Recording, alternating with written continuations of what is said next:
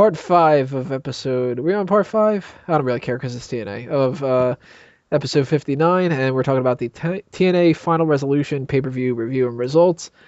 I was the only one who watched this pay-per-view, so I'm the only one who sat through it. And I can point out all the stuff I didn't like about it, as always, which you guys are completely used to seeing because you know by now that I don't like TNA. I'll give myself a little credit on this one, though. I watched about 10 minutes of Impact this week because we're recording this on a Thursday night instead of a Friday. And I turned it on. I saw James Storm looking like an idiot. I don't know if he dyed his hair or got fatter or what, but I laughed at that for a few minutes, and I laughed at the fucking name Doc again because I think it's so stupid. And then, that was enough, and I shut it off. As soon as Brooke Hogan came on, it was just too much. So let's run down what happened on this really fast because it's more important to get to WWE. First up, we had James Storm in an impromptu match against Kazarian.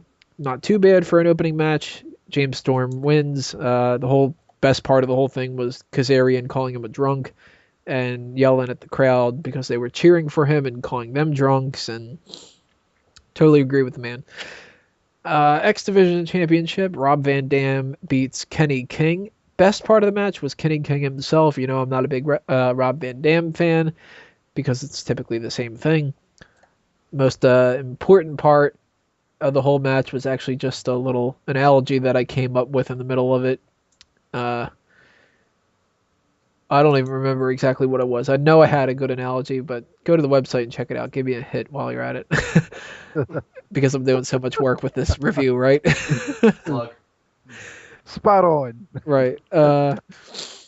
Tag Team Championship, Chavo, Guerrero, and Hernandez are able to use the spirit of Eddie Guerrero to win another match. And they win by disqualification against Joey Ryan and Matt Morgan. Okay match.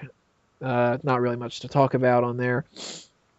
Austin Aries cuts this pretty bad promo against Bully Ray. I was really disappointed before their match, which could have been a lot better because the storyline is just so dumb. I don't understand why they have Bully Ray out of all people and Brooke Hogan in a love angle.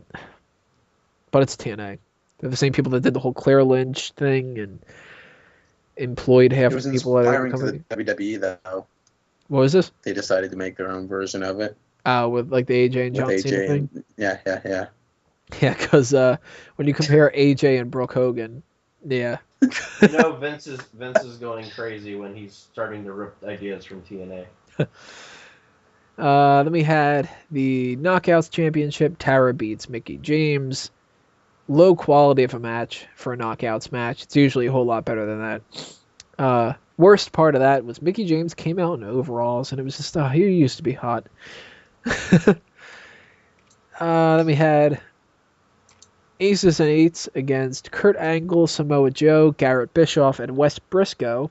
And I was expecting Brisco, if not also Garett Bischoff, to turn heel in this match, but nothing happened at all. It was a pointless match where it was as if you took two Survivor Series teams, eliminated the elimination match concept, and nobody had any feuds going on. No storyline into this as far as the match itself was being told. It was just people wrestling for no reason, and the faces just won the match. So I don't see the point. It could have just been on an episode of Impact that I wouldn't have watched either, but then it would have saved me 10-15 minutes. AJ Styles against Christopher Daniels, which was supposed to be billed as one last time, even though they've had one last time matches at least 10-15 times. Christopher Daniels wins by pinfall. Best match of the night, but that's not saying too much. And the most important part was that he beat AJ Styles with his own finisher, the Styles Clash. Then they ran this supposed to be epic promo video package about the Bobby Roode and Jeff Hardy angle, which was like, oh, this is like the Clash of the Champions, and it's going to be the most fantastic match in the world, and disappointment. You know how TNA main events are. Everybody kicks out of everybody else's finisher, and then at the very end, somebody just ends up getting a win. So Jeff Hardy wins via pinfall. And immediately afterward, Aces and Eights attack both Bobby Roode and Jeff Hardy. And there you go. There's the pay-per-view. I gave it a 1 count kick out, otherwise known as a bad score. And the 3 highlights of the whole thing, or the high spots, as I call them on the website, were Styles versus Daniels, Kazarian's promo, and Kenny King did a really good backflip in the RVD match. And that's pretty bad when it's like, oh, the backflip is better than entire matches put together. But Wow. yeah, so the Kenny whole King is awesome. So, I mean, he to is be he fair. is very entertaining in the ring. So give him credit. Give credit to Styles, Daniels, and Kazarian. Everybody else can go screw themselves, especially Hardy with his stupid championship title belt that he carries along with the title belt.